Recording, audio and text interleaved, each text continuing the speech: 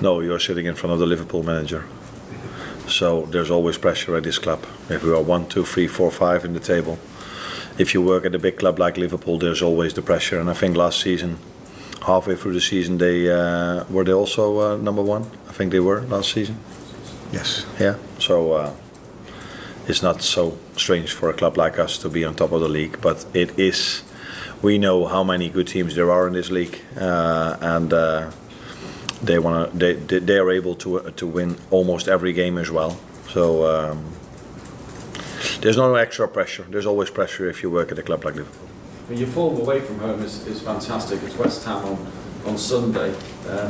How do you prepare any differently? It's just here we go again.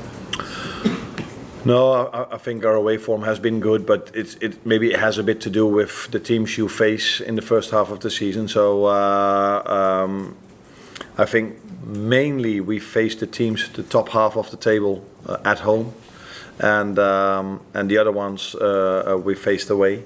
So that might have something to do with it, but it's we are a strong team away from home and at home as well. So yeah, I don't see any reason why we are stronger there than here. Something we can best judge in the end of the season if we played every team home and away to see what fits us best. But I think we are a difficult team to beat away from home, as in our home games. You'll be aware that Dominic Szoboszlai is suspended, having picked up a yellow card against Leicester. But this is a period where you've probably got to use and utilise the squad more anyway, given the amount of matches. Yeah, that's what you saw today as well, because I think Dominic Szoboszlai was outstanding against Tottenham Hotspur. And the idea and the plan was that he should be outstanding against West Ham, but he's not available, so someone else should be outstanding against West Ham. Lewis? Tomorrow's 7 years since Virgil signed for the club. I know you've not been there for most of that time, but as a fellow Dutchman, I just wondered how far off his best level do you think he is now, or is this the best level we've seen in a Liverpool shirt from him? Yeah, that is difficult for me to judge because, like you said, I wasn't here when Virgil was close to winning the Ballon d'Or, for example, and he's been, I think, a tremendous player, such a great player for Liverpool for so many years. Unfortunately for him, he was out with an injury for almost the whole of the season. That didn't help this football club at all, so that probably tells you how big of an impact he has had here at this club.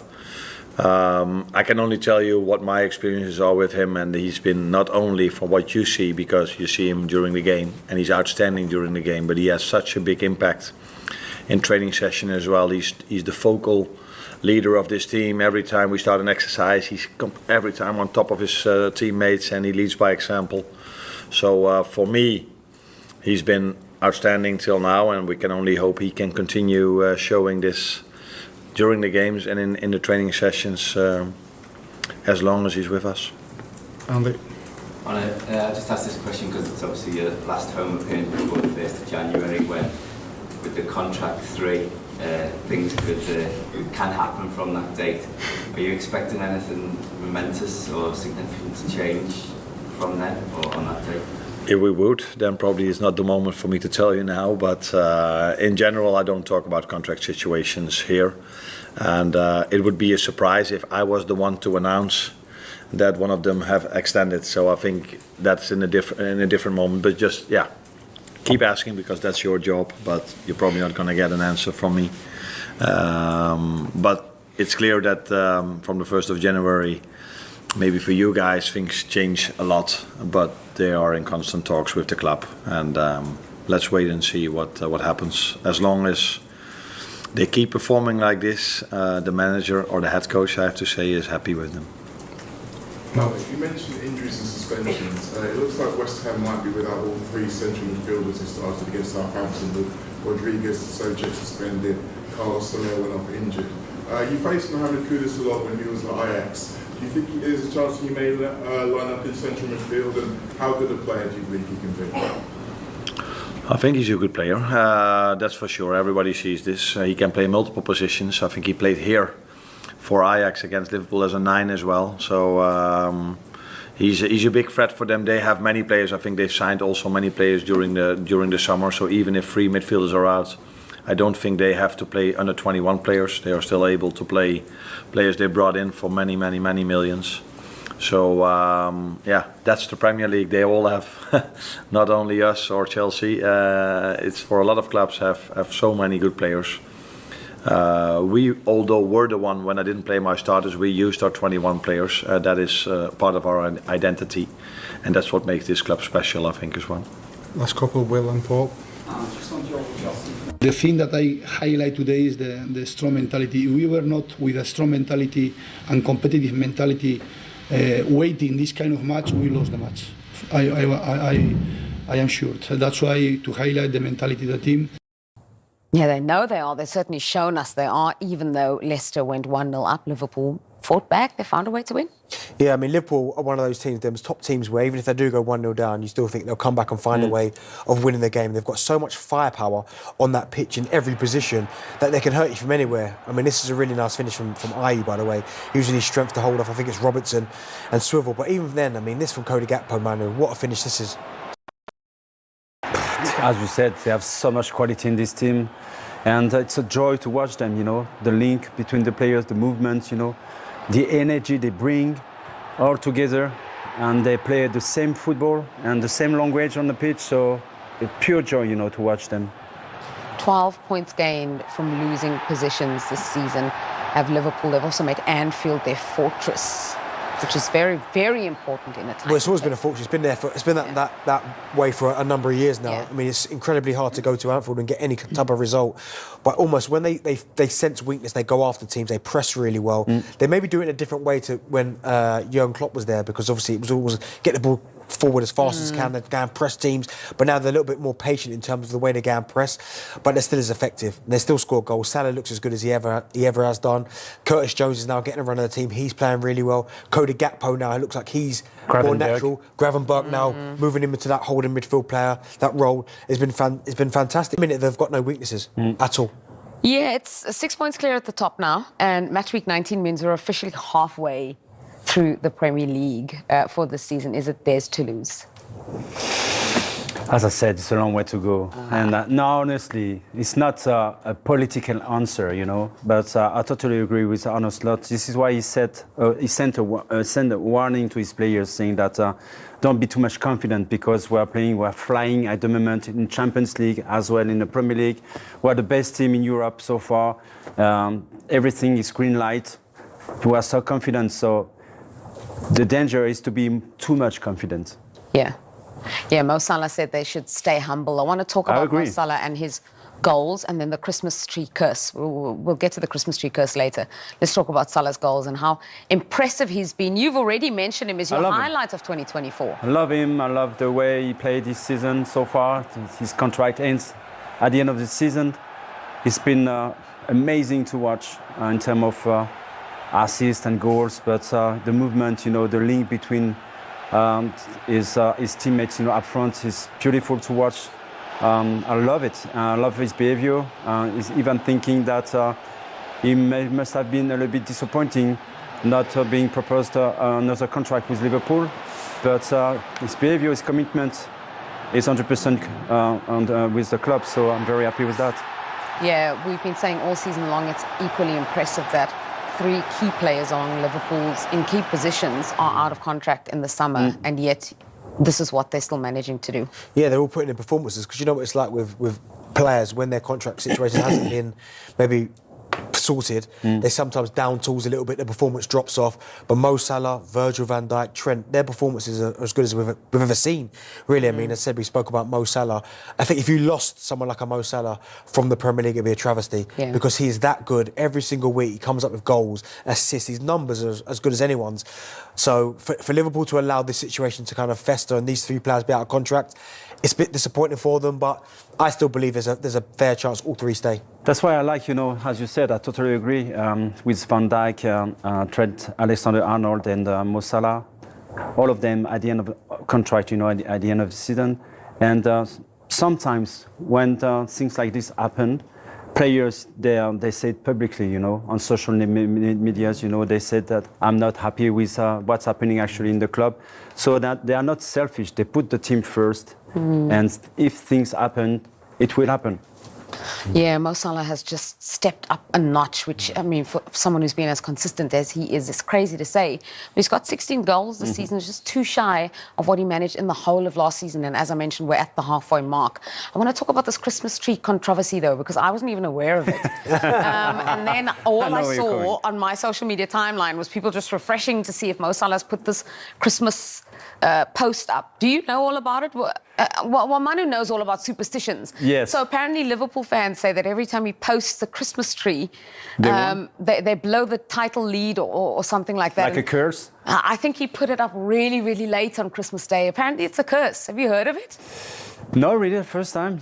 That's what you said to me. I'm quite surprised, but again, it's a long way to go to win the Premier League. But they are flying, for the last 6 months. So I still believe it's going to be really difficult for other teams to catch them. Yeah, do you know anything about it? Was it No, the first you're hearing it's of the it? first I've ever heard about Cross it. cursed. Yeah, I never knew about the Christmas tree curse. I'm more disappointed about the size of his tree because I thought the tree would be better than that, if I'm honest. That's the only thing I'm surprised about. I expected Mo Salah to have a big old tree in his arse, and that one there is a little bit, you know what I mean? But we'll let him off for that. His performance has been that good, we'll let him off with the size of the tree. Yeah, we'll talk about this in May and find out what it is. All I've seen on my Instagram has been reels from like Chelsea fans saying, oh, the curse has hit, or thanks Mo Salah for the Christmas post. I had no clue about it before. I never heard that before. Yeah, and I know you know all about superstitions. So yes. Yeah, we're gonna keep an eye out for it. It's West Ham though for Liverpool, and West Ham also managed a victory, slightly different, just the one goal in it. Jared Bowen scoring as they beat Southampton. Yeah, they're fortunate because Southampton should have been about 5 up by the time this goal went in. They missed chance after chance, but you know what they say, if you don't take your chances, you're going to get punished. And it's a really instinctive finish from Jared Bowen. It's such a good one because he just goes in there, no one really picks him up, and he just sticks his toe out and just gets there before the goalkeeper. And he's going to be integral to what West Ham do the second half of the season because they've been really poor this first half. But with Jared Bowen in the side, scoring goals, playing well, they've got a chance in every single game. Yeah, when they've already met in the League Cup in September, Liverpool won 5-1, and West Ham last beat Liverpool in November 2022. Very difficult game for them coming up. Very difficult, but for who? For West Ham or West Liverpool? Ham, yeah, West Ham. Yes, but probably for Liverpool as well, because West Ham they are in a good dynamic actually. So the last 4 games, I think if I remember well, end of November, beginning of December, it was very difficult for Lopetegui to keep his seat. So they come back very strongly, during Christmas time. So who knows? Everything can happen in Premier League, so it won't be easy for Liverpool. And one thing I will say, Liverpool are managing a consistency. We're calling them the slot machine now, in a way where the challengers are not managing. Chelsea, for example, with that surprise defeat, they're first in 10, fair enough, but we thought they might be the ones who are challenging with the closest challenges to Liverpool, and then they go and lose to Fulham on Boxing Day. Well, that's the thing. I think a lot of people thought that maybe it would be consistency which would cost Chelsea because they weren't quite ready to step up yet, and this game would be proving some people right. I know it's still a long way to go, but I didn't see Chelsea losing this game, especially from 1-0 up. Yeah. But Fulham have done really well this season under Marco Silva. I mean, that goal there from Harry Wilson, he's done everything he could to try and miss it. He doesn't, and scores the goal, and then this breakaway. But Chelsea would be there or thereabouts. But I never thought they'd win the league this year, simply for the fact I think maybe it's come too quickly in their journey. Chelsea have goal scorers all over the pitch, one of the top scoring teams in the Premier League on this run that they've been on, but could only find 1 goal yesterday, whereas Fulham, who are on this wonderful run as well, managed the first win there in the Premier League era. First time in 45 years. That was unbelievable. It is, but I come back from what you said, Darren. It's strange to see that every single defeat so far for Chelsea is coming every 2 months. It's weird. So I don't know what's happening because probably the age of the team, the average age of the team, they are missing probably experience about that. So this is exactly what happened yesterday because they controlled the game the first half and then they've been punished on the last few minutes of the game. So maybe a lack of concentration, but this is something that they must improve. So who knows, because nobody would have bet a penny on Chelsea this season for what they've done so far. He's certainly keeping on going at the moment. I mean, like I say, 42 points from 51. He couldn't have dreamt of this on Boxing Day. No, it's been relentless stuff from him and his team. Owen touched on his demeanour, how in control he looks, the confidence he exudes. But you've also got to give a huge amount of praise to the players. I mean, as we said before, they've been there, seen it and done it before. Experience is probably vital, possibly even more important than their managers at this stage, because they have done it. So, that combination, I like the way he's come in. He's not ripped anything up. There was no need to rip anything up. But some people, they're so confident and cocky in themselves. They go, oh no, this is my new way of playing. It was already virtually perfect. Jurgen Klopp did incredibly well over the time he was there. They had a great team already. So, he's just continued that, tweaked it a little bit, brought a calmness to the situation. And while a lot of other teams are dropping away around him, he's keeping his troops, with a clear target, not getting carried away. It's all looking very rosy. But he's right to say, we can all sit here and say, they've got to throw it away now. I mean, who would have thought Manchester City would do this? Who would have thought it? They are just the most incredible team, have been one of the best teams in the world for years and years and years. Yes, we can see them losing a game. But you can't see them doing what they've done. And that's how easy it is. So you can't count your chickens. Absolutely not. He's the right thing to do, to say game by game. And that's what they're doing at the moment. It's all going well. And we're talking about injuries. Just like, who's the most influential player that... We're talking about Rodri coming out of City, Ødegaard coming out of Arsenal. Who would you fear the most getting injured for Liverpool? Mo. I mean, if Mo's not there, they don't win the league. That's for sure. Simple as that. Simple as that, yeah. City don't win it without Rodri. Arsenal don't do it without Ødegaard. But I do one thing I say, he's made two big calls. Gravenberch's playing as a whole midfield player where he's never played in his life. At Bayern, he barely played. He's been one of the best players in the Premier League this season from a position that's probably not his natural. And Diaz, not just playing on the left-hand side, playing as a false nine. So he's made two big calls. I know he took the blueprint of what Klopp made, but he's tweaked it to what he wants. They cross the ball more. They are slightly different, in my opinion. I just think he deserves a ton of credit for taking that, which was really good, tweaking it to how he wants. And if they add one or two, I think they could be onto something for quite a few years, actually. It is quite... Do you agree, though? No Salah, no title? Well, at this stage, if Mo Salah was out for the rest of the season, I still think they'd win it. They've still got an awful lot. If he was out for the season, like Rodri, then, yeah, I agree with Owen. But at this stage, they're well clear. They've got lots of options. I mean, if Jota came in instead of Salah, then... I still think they'd be okay. Or Nunez can come in as well. They've still got options up there. So I think they've built enough of a cushion now to not be dependent on one player. Virgil van Dijk is the other one that I would hate to see get injured. There's other important players, but, like Alisson, probably the best goalkeeper in the world, but Kelleher's such a good replacement that I don't think it would affect them even if he got hasn't injured. Done. He's missed 9 games. Exactly. I think those two, I think Virgil van Dijk is the best centre-half in the world. And I think Mo Salah is the best right-sided midfielder in the world. So let me flip it around the other way. If those two play the majority of league games between now and May, do they win the title? Yes. Yeah. I can't see them slipping it up now. I think Arsenal have got a 10-15% chance of winning it.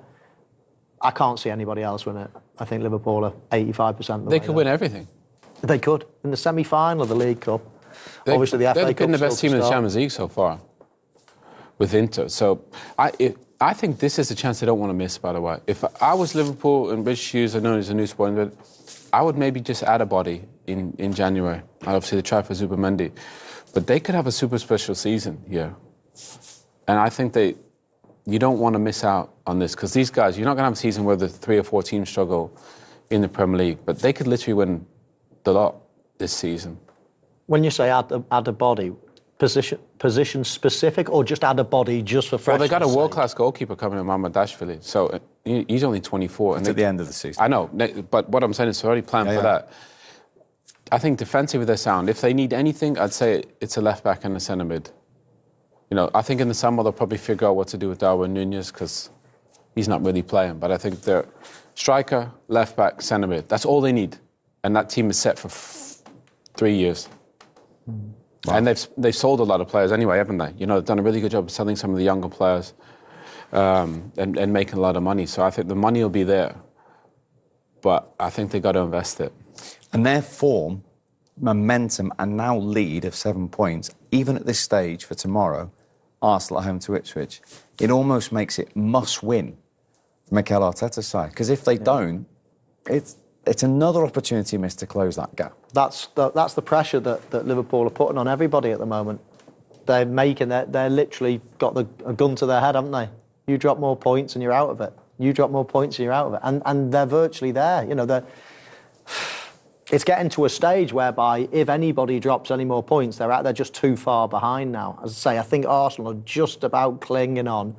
But if they lose another game, are Liverpool going to drop so many points? They're going to have a capitulation like Manchester City? I can't see it. I just think that they're piling the pressure on everybody at the moment. Relentless wins.